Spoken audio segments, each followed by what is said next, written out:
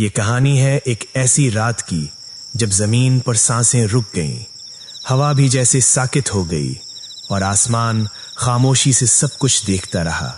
یہ بنی اسرائیل کی آزمائش کی رات تھی۔ دشمن کی ایک خوفناک مسلح اور بے رحم فوج ان پر ٹوٹ پڑی تھی۔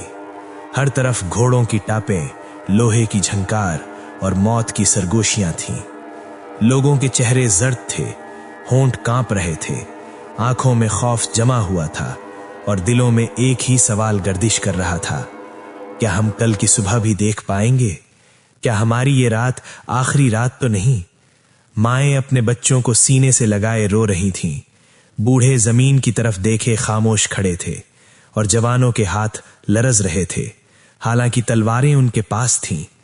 اسی لمحے ان کے درمیان ایک نبی کھڑے تھے، حضرت شیمون علیہ السلام۔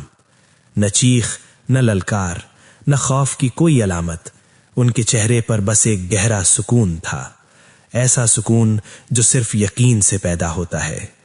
انہوں نے آسمان کی طرف نگاہ اٹھائی اور پرعزم لہجے میں کہا، جب اللہ ساتھ ہو تو تعداد معنی نہیں رکھتی، فتح ہتھیاروں سے نہیں ایمان سے ملتی ہے۔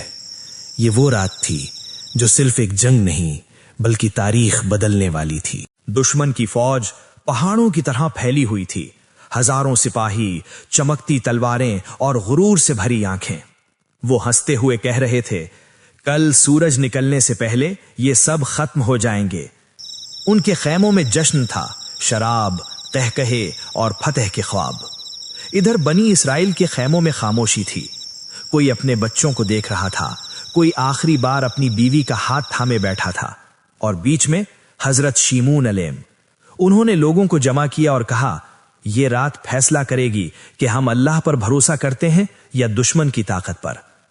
پھر وہ تنہا ایک طرف چلے گئے جہاں صرف اندھیرا اور دعا تھی۔ رات گہری ہو چکی تھی، ہوا بھی جیسے رک گئی ہو، ستارے ٹمٹما رہے تھے اور زمین پر سانسوں کی آواز سنائی دیتی تھی۔ حضرت شیمون علیہ نے وضو کیا، زمین پر سجدہ رکھا اور ہاتھ آسمان کی طرف اٹھا دیے۔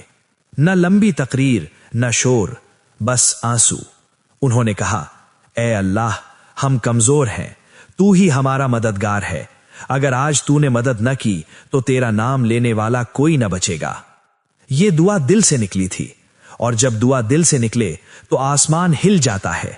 اچانک دشمن کے خیموں میں شور مچ گیا، سپاہی چیخنے لگے، کچھ نظر نہیں آ رہا، کوئی آنکھیں مل رہا تھا، کوئی زمین پر گر گیا، کوئی دیواروں سے ٹکرا رہا تھا۔ آنکھیں موجود تھیں مگر روشنی غائب تھی، اندھیرا، صرف اندھیرا۔ وہ فوج جو خود کو ناقابل شکست سمجھتی تھی اب ایک دوسرے کو پکار رہی تھی۔ ادھر بنی اسرائیل کے خیموں میں لوگ حیران تھے۔ حضرت شیمون علیہ نے آنکھیں کھولی اور کہا، یہ اللہ کا فیصلہ ہے، آگے بڑھو۔ نہ تلوار چلی، نہ خون بہا، صرف اللہ کی مدد۔ صبح ہوئی، سورج نکلا تو منظر حیران کن تھا۔ دشمن کی فوج یا تو بھاگ چکی تھی یا زمین پر بیٹھی رو رہی تھی۔ غرور ٹوٹ چکا تھا، طاقت خاک ہو چکی تھی۔ لوگ حضرت شیمون علیہ کے پاس آئے اور کہنے لگے، یہ کیسے ہوا؟ انہوں نے مسکرا کر کہا، جب بندہ سجدے میں ہوتا ہے تو اللہ فیصلے میں ہوتا ہے۔ یہ فتح تلوار کی نہیں تھی، یہ فتح یقین کی تھی، یہ فتح دعا کی تھی۔ یہ کہانی صرف حضرت شیمون علیہ کی نہیں، یہ ہماری ہے۔ ہم بھی اکثر دشمنوں سے گھر جاتے ہیں، مسائل، قرض، بیماری، خوف، اور ہم سوچتے ہیں کہ ہمارے پاس تو کچھ بھی نہیں، لیکن بھول جاتے ہیں کہ دعا سب سے بڑا ہتھیار ہے۔ اگر اللہ ایک دعا سے